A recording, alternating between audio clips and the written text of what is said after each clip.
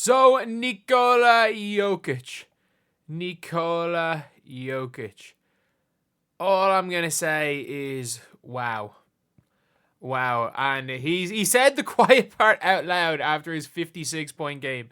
But before we get on to it, if you guys are new to the channel, we are doing Hoopsmas. We're going to be averaging 10 videos a day between now and Christmas. If you guys could subscribe, be greatly appreciated.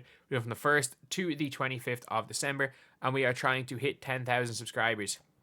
If we could get to 7.8k by the end of the day, that'd be absolutely insane. It still doesn't quite put us on track, but it means we're not too far off. That would be absolutely incredible. But anyway, lads, we got to talk about this quote. Nikola Jokic on what the Nuggets need to see the next few games. A reaction. In my country where I'm from, after this kind of stretch, you're going to get a paycheck that's a little bit less than you were worth. So maybe that's what we need to do. Maybe a little motivation that way. And it's funny because that's literally what every single person outside of NBA... People are having a huge issue with this quote. If this is Embiid, you'd be calling him a bad leader. Bro dropped 50 and he still lost to the Wizards. He's right that his teammates need more motivation. And you know what? The ironic thing is that people are like, oh, he's calling his teammates out.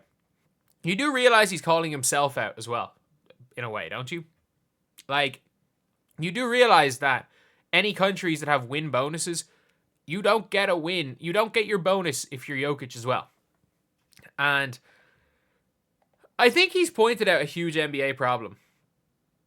If a certain 7'1" Cameroonian said this, I mean, he's won a ring. So that's the difference. That's the difference between Jokic saying it and Embiid saying it, is that he's won it. He just had 56, 16, and 8. How about y'all pay my teammates? The ironic thing is he didn't say that. He also, what he's saying in my country, we don't, or you're going to get a paycheck after this kind of stretch. He's literally talking about the team stretch.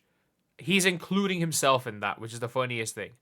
Even though he's obviously probably not pointing the finger at himself, he's including himself in that. And he's pointing out what is one of the biggest problems in the entire NBA, in my opinion.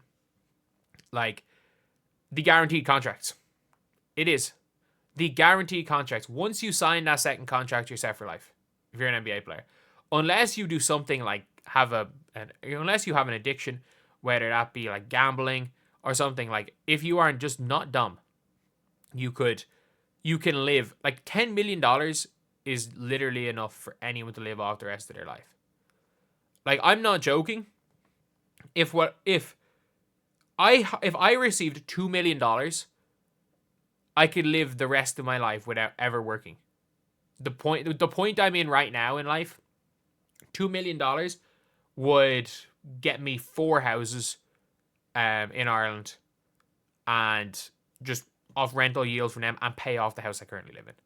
I would never have to worry about money the rest of my life. And some of these players are making 40, 50, 60 million. So, and that's even the average players. The rookies are coming in making 20 million.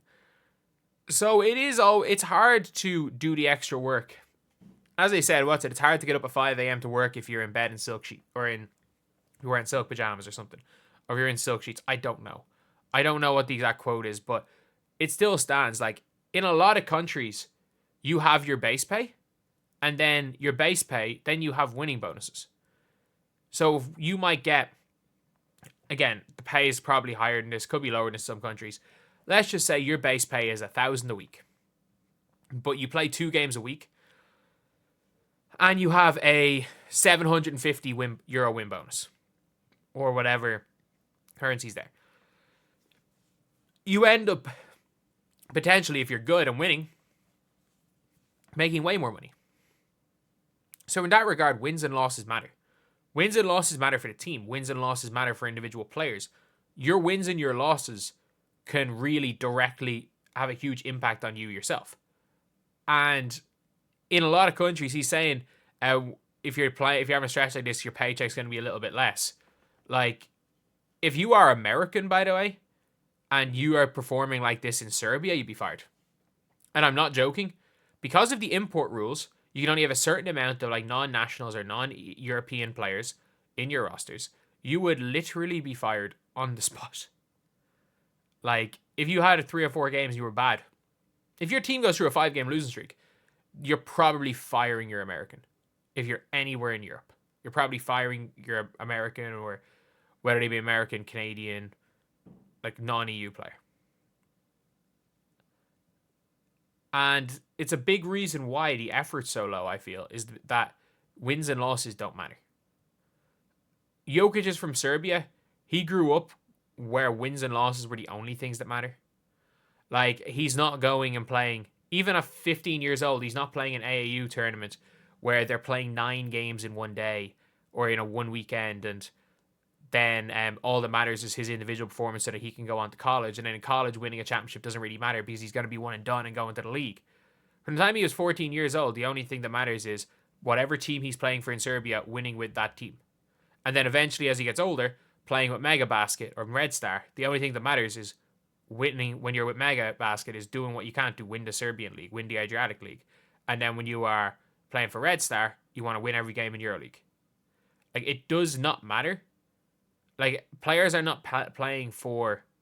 They're playing, one, for the paycheck, which is not the craziest thing. And they're playing for winning, and if you're not winning, you're fired.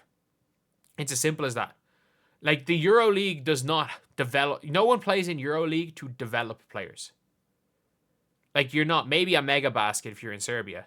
But, like, once you are up with the Red Star team, if you are not good enough, you don't play. You're not there to be developed. You're not making your money based on potential. If you are not contributing to the team, you're either getting sent back down if you're a young player, or you're getting fired.